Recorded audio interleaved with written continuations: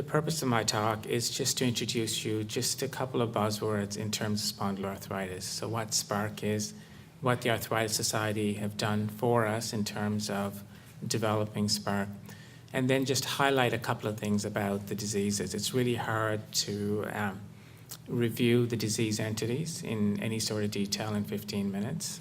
But there are a couple of things that I just wanted to get across in terms of points, and hopefully you bear with me. So what is SPARC? Because I'm not great for acronyms because they're everywhere, and if you're not really into the specific area, it kind of goes over your head. So a short term for spondyloarthritis is SpA. So I think it was Robert Inman that came up with this term, and so SPARC is the Spondyloarthritis Research Consortium of Canada. We do a little bit more than research, and with respect to SPARC, it really wouldn't have come about without the help of the Arthritis Society. So all the volunteers that help collect money, they just do an incredible job. And and there's just, whether it's patient advocacy, whether it's in terms of delivering care, or whether it's research, which is the angle that we avail of it from, it's critically important. And in terms of just giving an idea of what they did, they gave us $2.5 million over 5 years. That's a huge investment when it's all coming from public money. And we don't have a little child in front, and we're like the Janeway that just gets tons and tons of money, and we can't show you that have a heart attack like the Heart and Stroke Foundation, or you have a stroke, because they do really well. Arthritis Society is just a lot harder to go out and try to explain to people the burden of the disease, and subsequently, because it's very competitive in terms of getting funds from the public. So they thought what we had proposed is important enough to give us a large sum of money over 5 years. And one of the best things that's come out of it is the Canadian Spondylitis Association. And I'd like to highlight some of the other things that we've done with that money. So these are the lead investigators. So this is, I'm not sure if you can see the arrow. Yeah, okay. Dr. Walter Maximovich is just a world expert in terms of radiologist. I think he's manic himself, because what he's able to do in a run of a day, I don't think most of us would imagine. This is Dr. Gladman, just considered to be more or less the queen of psoriatic arthritis. It's got over 400 to 500 publications, and really looked at or put that particular disease in the map. And this is Dr. Robert Inman, who's probably the top translational scientist. In other words, he's able to go from the clinic to the lab and then back to the clinic, and it's just a very, very bright guy.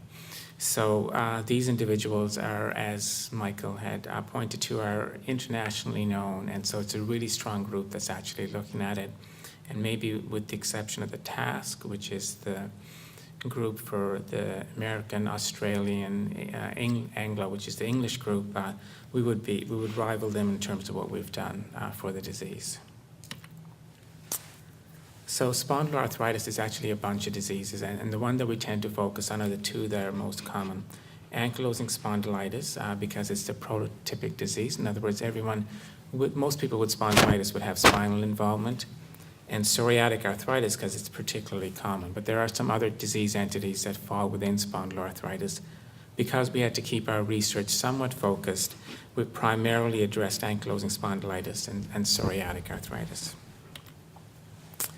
So I need to explain something that just may not make sense intuitively. And so Michael mentioned that 1 in 6 individuals have joint pain or arthritis. And that's correct. That's what the epidemiological studies tell us. And other than the flu, the second most common reason to see your family doctor is either joint or back pain. So this is a huge problem, okay? But our diseases occur maybe 1 in 100 to 1 in 1,000 times. So what are we talking about in terms of joint pain? A very simple way of looking at it is that there are 2 types of joint pains, both of which are equally important, both of which affect the patient in terms of pain, both of which can affect your function, okay? So we're not saying one is more important than the other in terms of the patient's perspective, but there's a difference between them, or a fundamental difference between them. What we call inflammatory arthritis has a very high risk to damage your joint in a very short period of time, for which there are potential therapies that can stop the damage. What's non-inflammatory arthritis is degenerative, which is what most of the arthritis that is there. It's very slow to progress, even though it can hurt. And we still do not have any established therapies.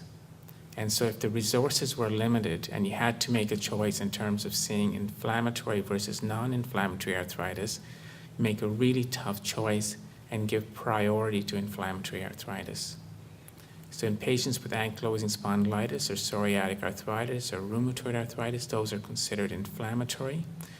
And ones we see a little bit earlier than that of osteoarthritis, which is more common, but we have less to provide at the present time. It's very hard for the patients to tell the difference initially. It's also hard, respectfully, for the family physicians initially to tell the difference. When you look at the hands, they look somewhat similar, and initially the patient just presents with pain. Through talking with them in terms of getting their history, doing a physical exam and some laboratory tests, there's not one particular test that'll tell you the difference. We decide whether you fall into here, which is a disease that's going to damage your joints, or here, where despite having pain, other than losing a little bit of cartilage, your joint's going to be really relatively well preserved, and your function is not going to be too bad. Okay, so this is the job that we do as rheumatologists. This is what we get help from in terms of Lana and Kim, the nurse practitioners, is trying to tell it apart. So Kim has spearheaded a very important initiative that actually tries to pick out who's inflammatory versus who's not inflammatory based on certain questions your family doctor is asked, so that we can actually triage our referrals a little bit better. And the consequences near the end of the day are actually quite a bit different, whether you have inflammatory or non-inflammatory, and that's why we've decided to prioritize patients. So everyone is important. We acknowledge that everyone's in pain, but those with inflammatory arthritis, we try to see a little bit earlier. So what's spondyloarthritis? So that's arthritis with this word spondylo. Spondylo is a Greek word for spine. And essentially what binds spondyloarthritis, which is ankylosing spondylitis, and to psoriatic arthritis, is along with having joint involvement, your lower back is involved, okay? And so if your lower back is involved, other than just losing bone, you tend to form new bone. And so this is your vertebrae, there's your disc, but there's just this new bone here, okay? And this is the new bone that causes stiffness. This is why your back is really stiff and you can't bend it. And if it stays long enough and affects all the vertebrae, then your back is fused and you're limited in terms of your range. It can also affect the neck, and this x-ray is a little bit harder to see, and something called your SI joints as well. So the difference in terms of conceptually what spondyloarthritis is along with having joint involvement, you have low back involvement. And so ankylosing spondylitis would be the prototypic disease, and psoriatic arthritis is also part of this. The question is, other than your joints, can arthritis go anywhere else? Okay.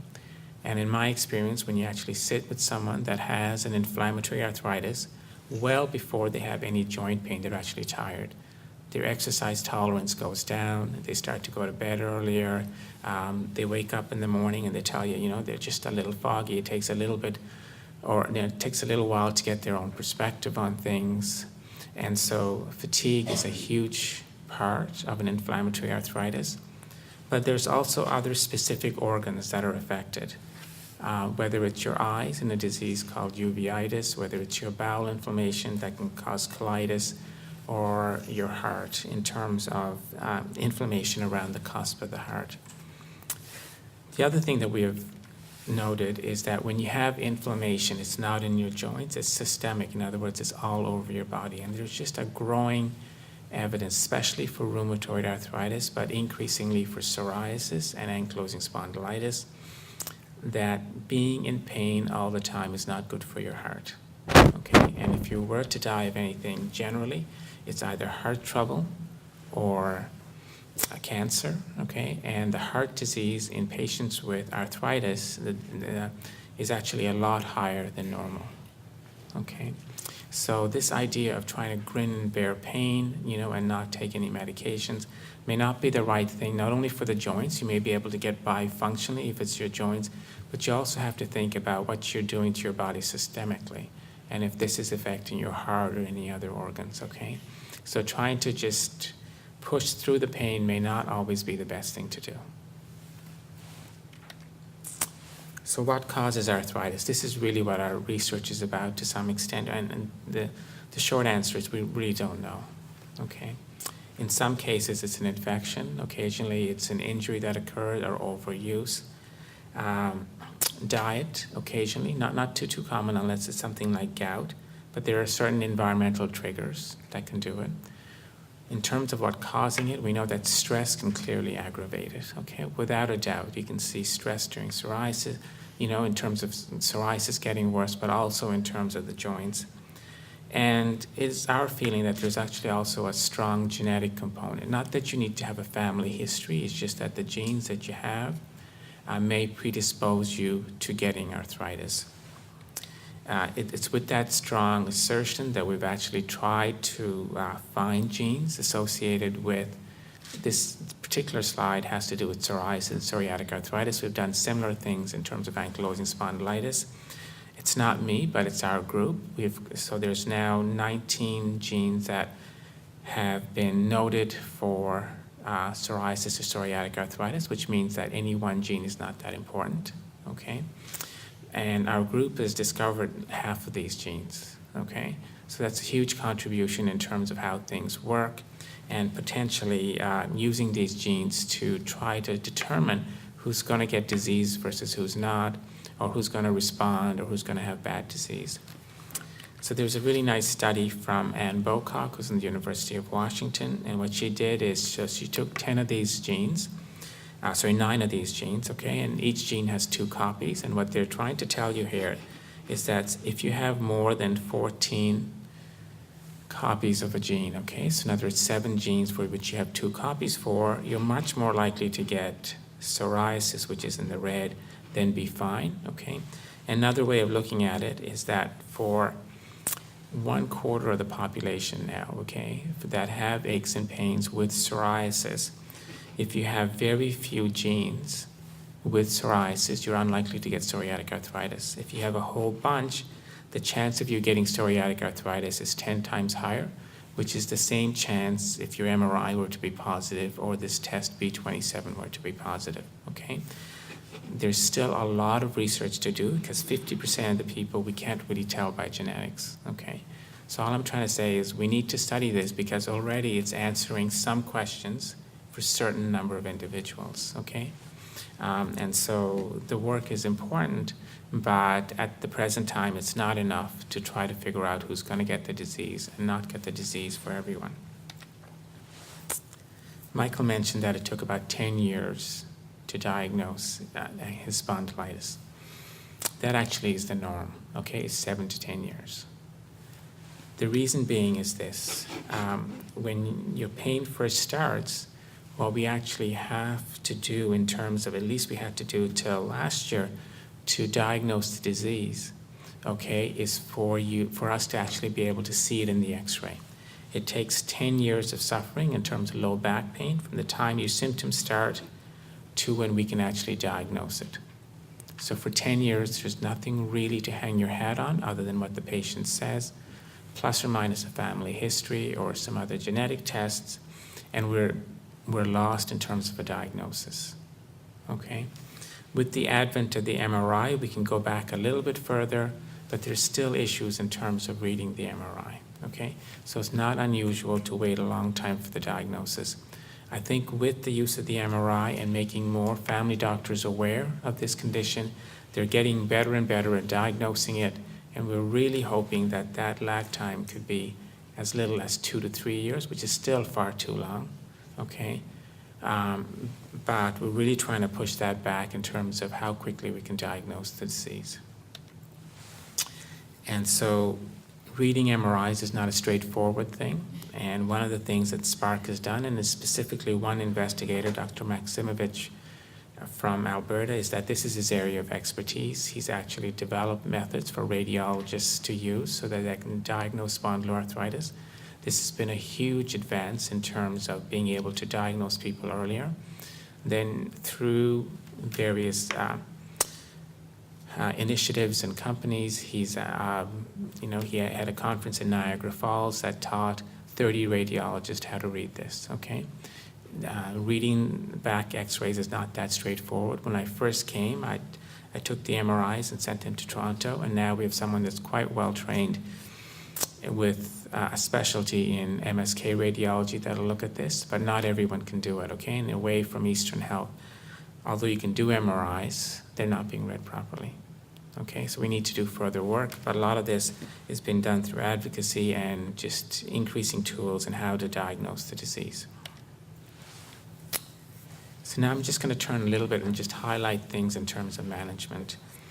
So when I knew that Michael was coming and he asked in terms of an agenda, there's two things that I thought were really important to get through. One was the benefit of exercise, which was really presented quite eloquently, and so we won't do that again because Andrea just did a fabulous job. And the other one was the role of physician extenders and nurse practitioners that Lana did, okay? So I'm just going to highlight some of the medications that you're on just to try to give you a flair for why you're taking it. So if anyone were to ask you what causes an autoimmune disease, a simple way to explain it is that your immune system is overactive, okay? So some people have an underactive immune system, some people have an overactive immune system. So if your immune system is overactive, there are cells in your body, specifically T cells, that are looking for a target to hit because it's really, really hyper. And your immune system is usually there to fight off infections. But if your immune system is overactive, it gets confused and it attacks your own body, okay? And so if your immune system attacks your skin, you get psoriasis. If it attacks your bowel, you get inflammatory bowel disease or colitis. If it affects your joints, you get arthritis, okay? And that's why these diseases run in together, okay? So it's the same problem, just affecting a different target, right? So if you were to treat the symptoms, you have pain, you have inflammation, and you have an overactive immune system. So our treatment actually looks at all three aspects of it. The best way of treating pain in the short term are anti-inflammatory agents. This is particularly effective for ankylosing spondylitis, a little less so for psoriatic arthritis, okay? Anti-inflammatories can cause your blood pressure to go up. You gotta be a little bit careful if you have kidney disease, and if you take them for a long time, there's an increased incidence of heart disease.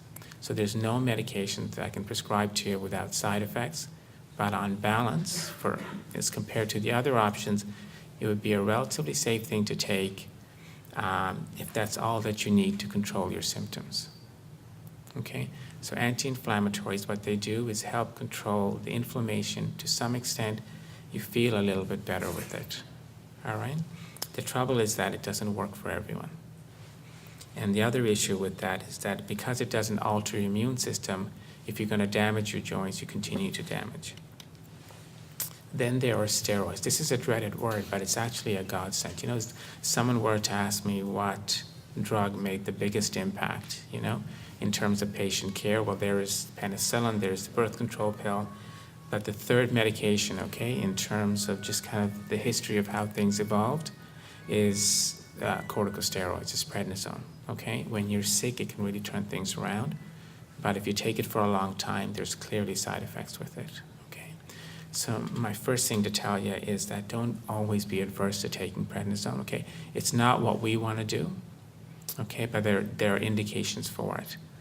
My second advice is that if you're on it, as soon as you get better, you got to get off it, okay? So if you need it for short periods of time, it may be acceptable depending on your disease, but because there are so many other issues taking it long term, that you got to fight to get yourself off it. But this is probably the most effective anti-inflammatory that we have. So this actually controls, to some extent, pain and inflammation. At any point in time, if you need analgesics, that's perfectly justified, whether it's Tylenol or Tylenol with codeine or Atazol 30s, those are acceptable as well. But if you really want to control the disease, you got to do something to settle down your immune system, okay? So methotrexate was a drug that was initially designed for psoriasis that's subsequently come into treatment for psoriatic arthritis, not for ankylosing spondylitis.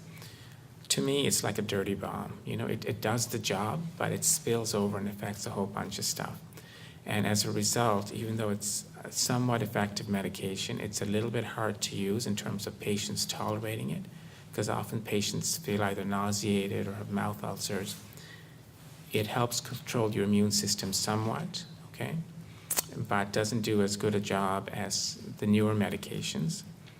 But I like using it a lot because if you're on steroids, then it can really decrease the amount of steroids that you need, okay? And you gotta be careful about drinking or just consuming alcohol. Otherwise, the side effects from methotrexate are quite manageable. So although you look at this and you get this list from the pharmacy or from us and it looks like quite a devastating drug, it's actually not too bad. And we've had very few people that have gone into problems because of methotrexate, because we monitor your liver, which is the biggest issue. The biggest advance, though, in whether it's psoriatic arthritis or spondylitis, are these biologic agents. It's called biologic agents because it's a molecule that's within you, okay? So it's biologically active, all right?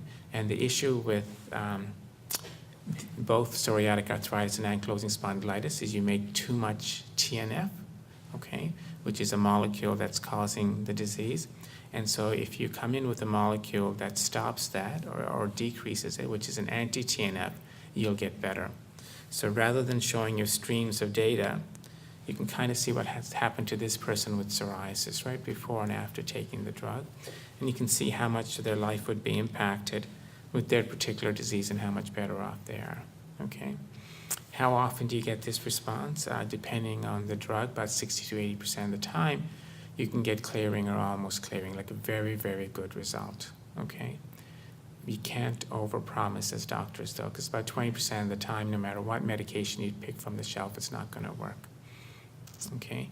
So there's still room for improvement, but these are still a major, major advance. In terms of ankylosing spondylitis specifically, just want to make the point that methotrexate is not that helpful, but formal exercise program. 50% of individuals can be managed with an anti-inflammatory, so that leaves about 25% of individuals that need these drugs called TNF blockers, okay? But to me, it doesn't matter whether you're on anti-inflammatory or whether you're on the more powerful drugs. Physical education has to be there, okay?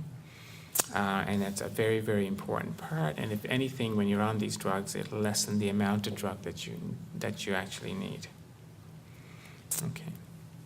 And these drugs work extremely well. I'm going to leave you for one other concept that's becoming more and more important, okay? So when you look at psoriatic arthritis, this is the trouble that we have as doctors, okay? Someone comes in, two patients come in, they're equally affected, okay, in terms of function. Their joints look the same. One's got 5 swollen joints, the other one's got 5 swollen joints. Statistically, we know that 20% of individuals will go into remission, 50% will damage their joints. For individuals that are going to damage their joints, we really want to hit them hard with good medications so they maintain function. And yet, we do not want to expose individuals that are going to be well to these drugs, okay, because they all have adverse events. And so we're trying to figure out a way of telling apart who's going to have mild disease versus who's going to have severe disease, and there's really no good way to tell other than following patients up at the present time, okay? So there's this increasing role of looking at your genes to see if it makes a difference, okay? So that's called pharmacogenetics, and it's getting more and more important in terms of tailoring therapy for certain drugs where it's not quite there for rheumatology, okay? But there's this one really clear example why it's actually helpful to actually donate your blood or have your DNA stored, okay? And there's a really nice example of this. There was a drug called Prexige. So in terms of the new anti-inflammatory agents, Celebrex came first and then Vioxx, and then there was another drug called Prexige that made the market. It was about to make the market through Novartis. It actually got released in Europe and Australia, and it was about to be released in North America. So it's an anti-inflammatory like Celebrex. It would help you with your pain. It would be used for osteoarthritis, for pain, and also for spondylitis and psoriatic arthritis. Just before it got to market in North America, the drug had to be taken out because people ended up, a small number of individuals had trouble with their liver, okay? For the thousands of people or hundreds of thousands of people that were exposed to it, 3 people from Australia had passed away because of the liver function problems, because they went into liver failure. And the FDA decided to suspend the license or take the drug away, all right? So for those individuals that took the drug that had high liver tests, they actually donated their DNA. They scanned it with about 200,000 markers, and they found one marker that was actually causing the liver inflammation. So nowadays, if you can check for that particular marker, okay, and there's 4 specific ones, but they're all interrelated. Say if you check for this one here, okay, then 99% of the time, you have no trouble at all taking the drug. Okay, it's not 100%, but it's pretty good in terms of its negative predictive value. So it's not the drug company, but the FDA has now requested that that drug be put back on the market with this companion diagnostic test, okay? In other words, they'd like to do this test prior to prescribing the drug to make the drug safer, because it gives you a therapeutic option that's still needed. Okay, this happened because people are willing to donate their DNA. You never really are sure who's going to run into problems, but they were able to look at the individuals that did get into problems subsequently, and has helped everyone along in terms of rescuing that drug, which is quite effective. Okay. So that's all that I really had to say, is that these diseases are relatively common. They affect about 1 in 100 individuals, okay? For a whole bunch of reasons. That's a lot higher in our province than most, okay? Physiotherapy is just a graded exercise program is absolutely critical, no matter what autoimmune disease you have, but particularly for ankylosing spondylitis and psoriatic arthritis. Okay, we unfortunately have a very, very long waiting list, and we're really looking to physician extenders, i.e. nurse practitioners, to really help us. They're extremely well trained. I can tell you that they do a better assessment than I would. They would get into more the holistic approach to medicine. You know, they actually will manage your disease. We often treat it. Okay, in other words, we're very focused on meds and trying to tell you the side effects. They're more interested in how you're doing overall, and what they tell us subsequently are very important pieces of information that we didn't elicit ourselves, okay? And they're just growing to be more and more important part of the team. But I can tell you that the most important thing you can do, and this has been shown in study after study, okay, the best possible outcome for your particular disease is how well informed you are, okay? It's not the medications that we give, and it's not the services that you receive. The more you know, or the better you know about your disease, the better that you're going to do.